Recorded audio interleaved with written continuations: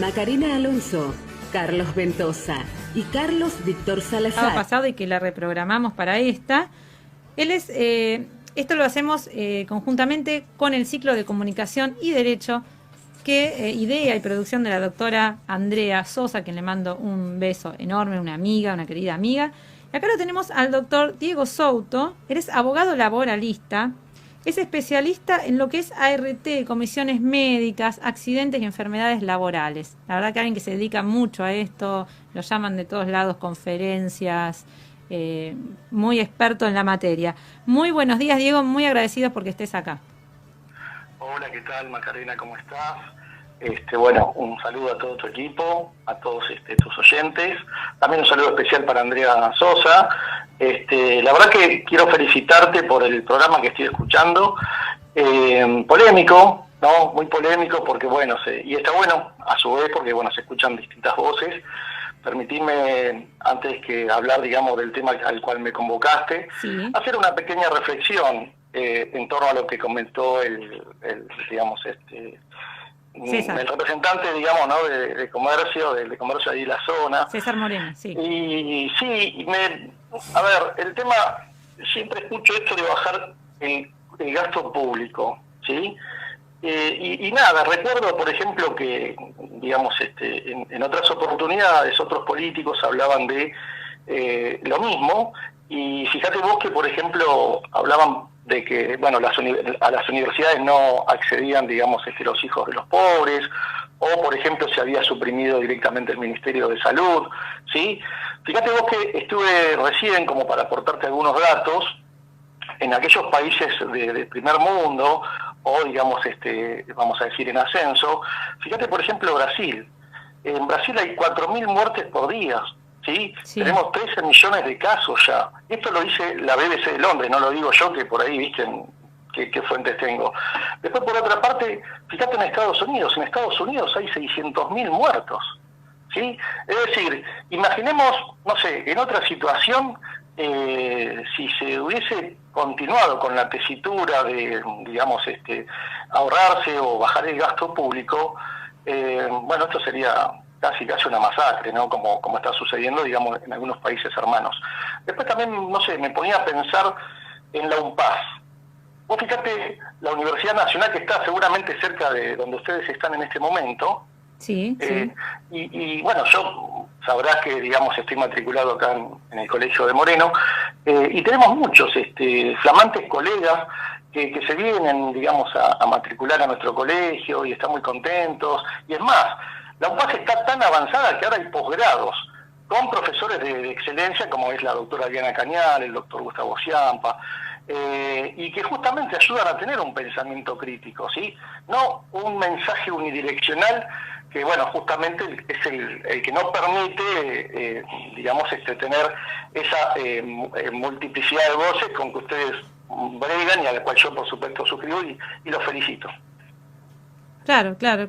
No, yo pienso igual. Aparte, además, bueno, vos como también nosotros venimos del derecho laboral y también sabemos que esto también del Estado ausente o de cuando se ha dejado todo en manos de los privados, de particulares, cuando no existía el derecho laboral, por ejemplo, sabemos las condiciones de explotación y de injusticia, ¿no? Que acarrea esto, es decir, de no tener ningún control, de no tener ninguna regulación, ¿no?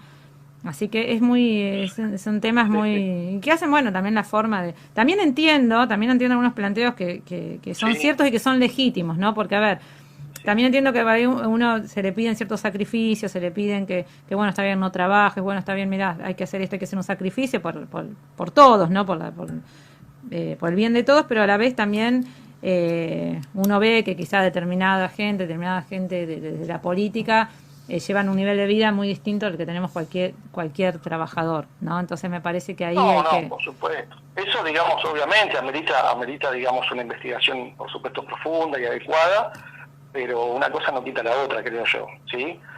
Yo no voy a defender jamás, digamos, a ningún político de ningún color corrupto, pero bueno, nada, esa simple reflexión, digo, ¿no?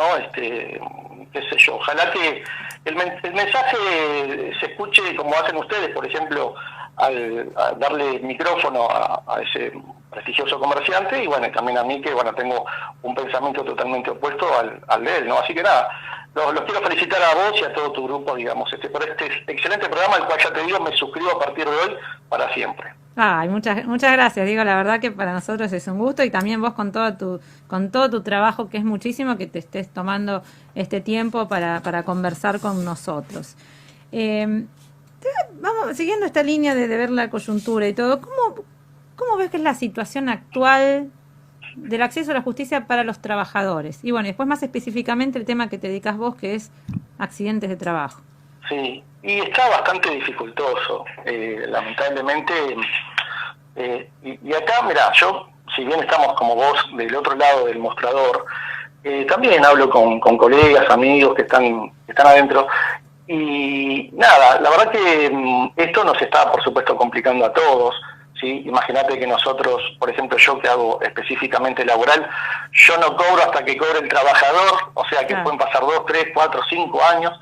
Sí. Y claro, está muy difícil todo. Pero también por otro lado, los, digamos, colegas que trabajan en la justicia, muchas veces yo participo en varios foros, ¿no? En bastantes foros, digamos, y claro, hay entrecruces, hay comentarios de que la justicia no trabajan, solamente cobran un sueldo.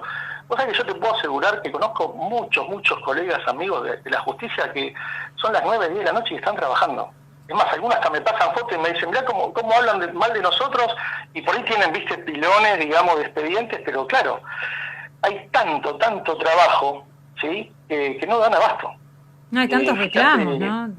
Fíjate, mirá, por ejemplo, te comento, ya que me lo permitís, ¿no? Por supuesto, sí, por supuesto. En la provincia de Buenos Aires hay 69 tribunales de trabajo, ¿sí? Pero están faltando 32 jueces. Los tribunales, para los oyentes, digamos, se integran por 3 jueces, claro, ¿sí? A diferencia de Nación, o sea, de Capital Federal, que se integran juzgados. En Capital hay 80 juzgados y tenés 10 salas a la alzada, que son 10 salas y después tenés la corte, ¿no? Pero, por ejemplo, en la provincia de Buenos Aires faltan 33 jueces.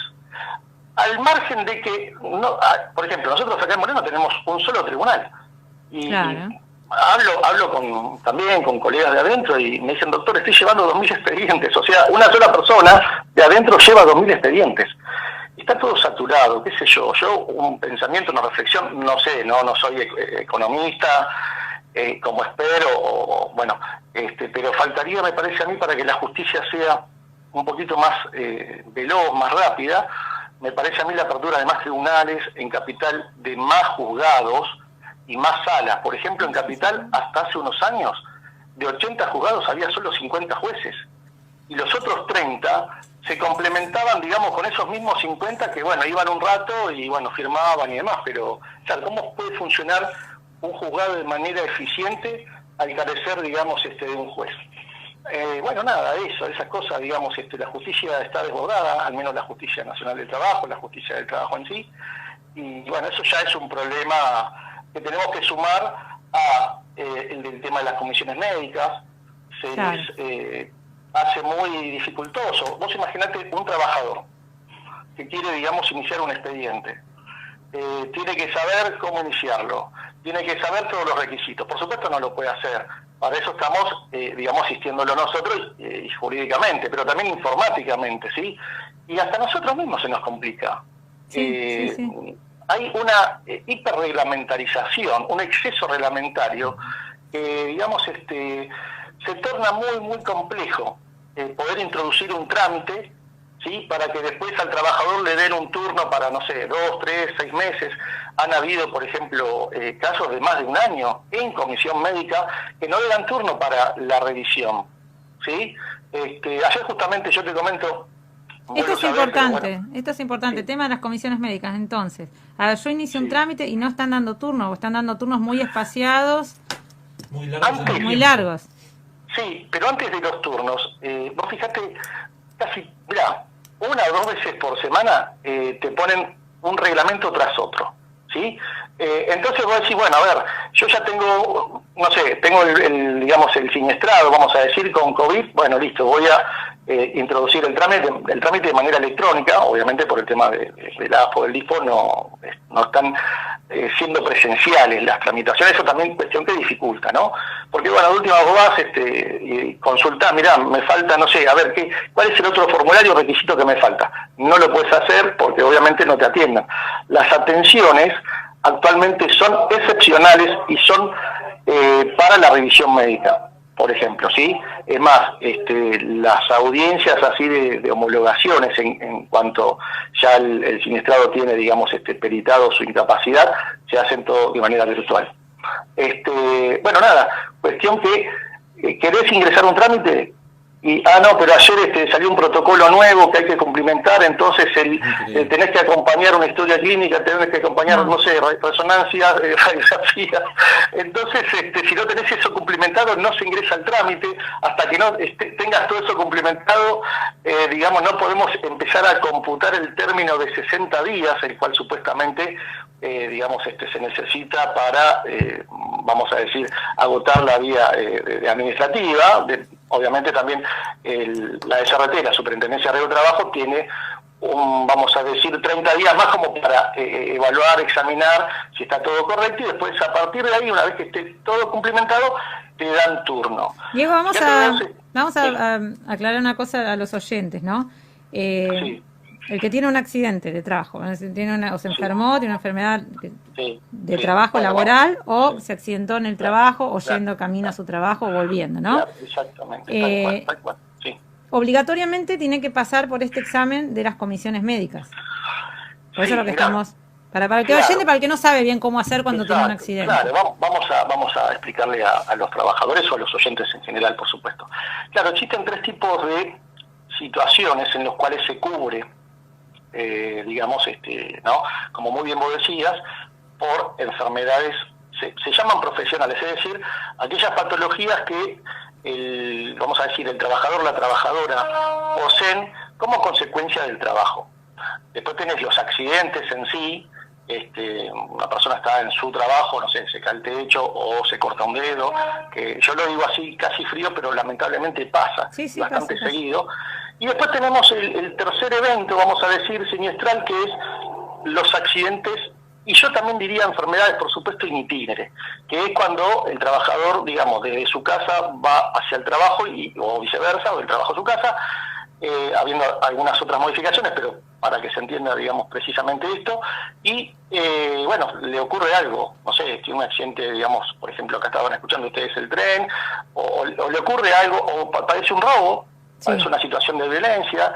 Hay muchos trabajadores, por ejemplo, que a las 4 de la mañana están en una parada de colectivo, y bueno, lamentablemente la situación está tan difícil, bueno, padecen robos, padecen cuestiones de violencia, y bueno, y obviamente la cuestión más grave, que es la muerte, ¿no? Esas serían las 3 características básicas, o digamos eventos, pero fíjate que también ahí tenemos un filtro. ¿Por qué? Porque, por ejemplo, si el trabajo, en enfermedades profesionales más que nada, que es la cuestión siempre a discutir y que se opone bastante la aseguradora, no todas las enfermedades profesionales, por ejemplo, se cubren. Ahí ya tenemos una restricción, vamos a decir, ¿sí? Un límite. Esas enfermedades supuestamente tienen que estar dentro de lo que se llama baremo, un listadito, un listado, claro, creado en el año 96, ¿sí? Digamos que ya un listado que pasaron 25 años y está ese listado todavía, el cual han sido agregadas 3 patologías en el año 2014, que son 3 tipos de hernias. Y además se ha agregado el año pasado, conforme al decreto 367, no quiero, digamos, ser muy técnico, ¿no? Pero la cuestión del COVID, pero ojo que, digamos, no es que el trabajador ya adquirí COVID en el trabajo, entonces me va a cubrir la RT o me van a brindar prestaciones o internación. Claro. No, hay que hacer una serie de trámites bastante complejo como para que, digamos, el trabajador tenga esa cobertura.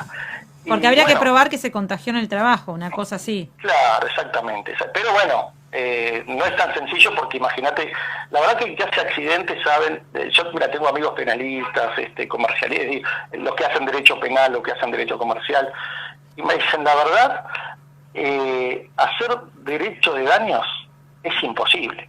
Vos fíjate, el que hace, no sé, sucesión, Sí. Nada, lee el Código Civil y Comercial que fue implementado, digamos, el 1 de agosto del 2015, y no hay otras razones. Nosotros todos los días tenemos que ver, digamos, en los boletines, todo, porque Es no solamente... impresionante, es impresionante. No, es encima agregarle que yo también me gusta investigar y bueno, voy buscando jurisprudencia y voy agregando ahí.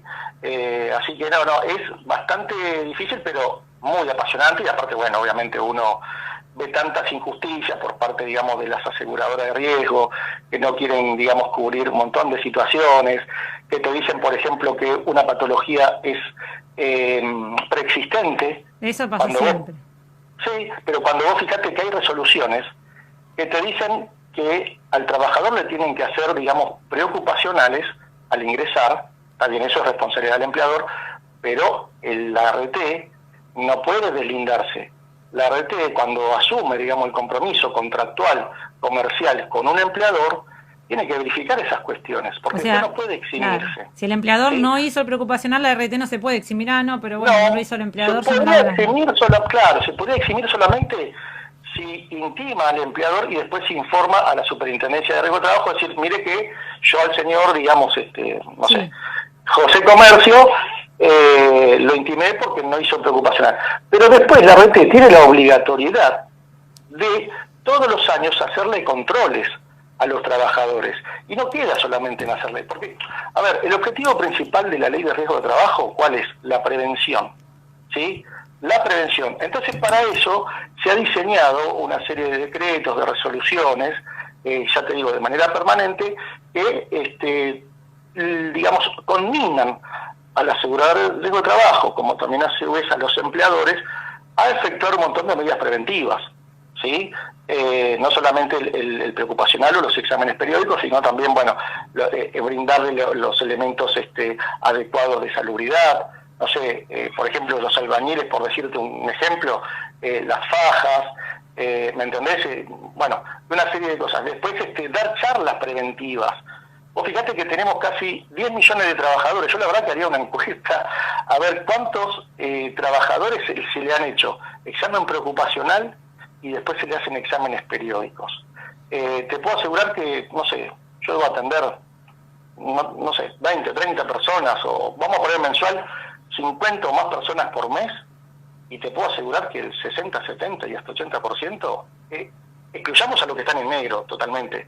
Ellos obviamente, pobrecitos, están a la deriva, ¿no? A la hora de Dios.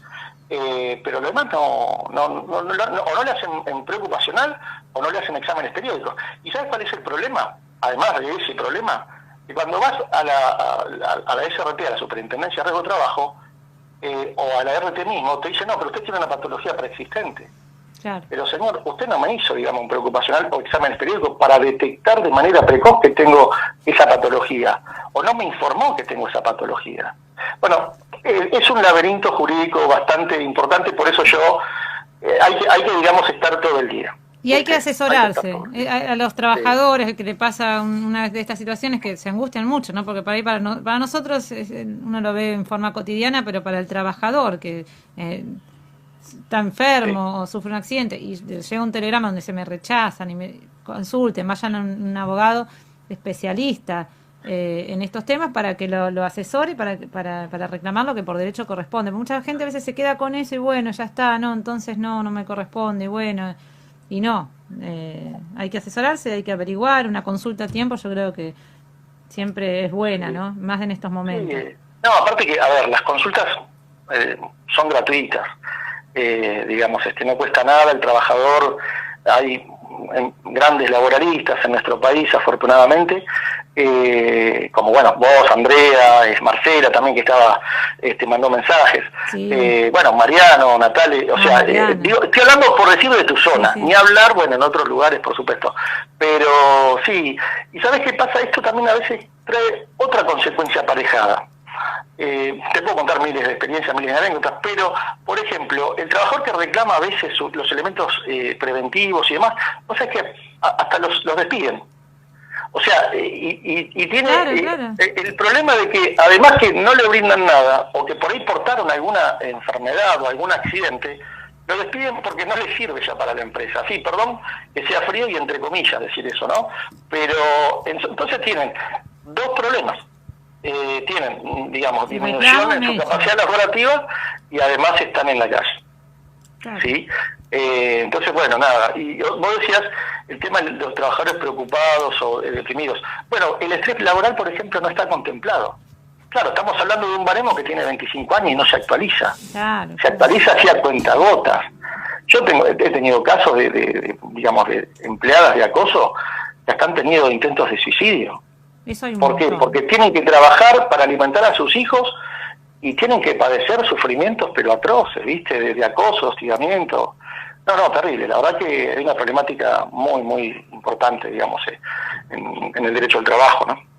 Diego, la verdad que nos sirve un montón. Te vamos a seguir convocando para a vos y a los demás colegas que forman Comunicación y Derecho y que siempre nos ayudan, nos aportan para entender, porque es importante que el derecho también sea conocido, ¿no? Esto es la idea de Comunicación y Derecho y de este espacio de este programa también es que la justicia no sea algo que no se entienda, que no se comprenda, que sea como ajena, que sea solamente un lenguaje para expertos, claro. No, la idea es acercarlo y decir, bueno, y si no se entiende, que nos pregunten y bueno, que sea una forma también de acercarnos. Creo que el derecho tiene que ser conocido, pues es algo que nos hace todos los días, nos afecta a todos, ¿no?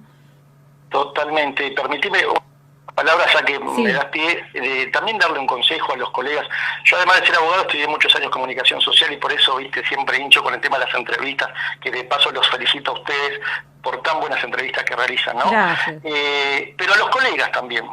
Yo, bueno, doy muchas charlas a nivel nacional y siempre me detengo primeramente en el tema de las entrevistas, de escuchar bien al trabajador, de hacer lo que, acá me voy a una expresión técnica, que a veces algunos colegas anotan, hacer una ruptura de la isotopía estilística. ¿Qué significa eso? Lo que vos decís, no ser tan técnicos, empatizar con el trabajador, porque muchas veces el trabajador le da vergüenza o no expresa adecuadamente lo que le pasa, el problema que tuvo. Nada, a los colegas también, que son muchos que te están escuchando, también hacer una ruptura de la isotopía estilística, no ser tan técnicos, empatizar con el cliente para de esa manera poder ayudarlos mejor, ¿no? Es un excelente consejo. Excelente consejo, hay que llevarlo a la práctica porque, bueno, eso, comprender y que no por ahí no todo el mundo conoce los términos que por ahí nosotros usamos, que una cosa es entre colegas, entre un... Que también, eso también es otro tema, el lenguaje judicial también tendría que bajar un poco a la realidad, pero bueno, también entender y ponernos también en el lugar del otro, que bueno, que viene siempre en estos casos con un problema, con una cuestión serio, grave y que requiere solución y que quiere solución. Te agradecemos mucho. Gracias, doctor. Por tu compromiso y por tu trabajo, la verdad que es excelente. Muchas gracias, muy buen trabajo. Muchísimas gracias a ustedes, muy amable, muchas gracias.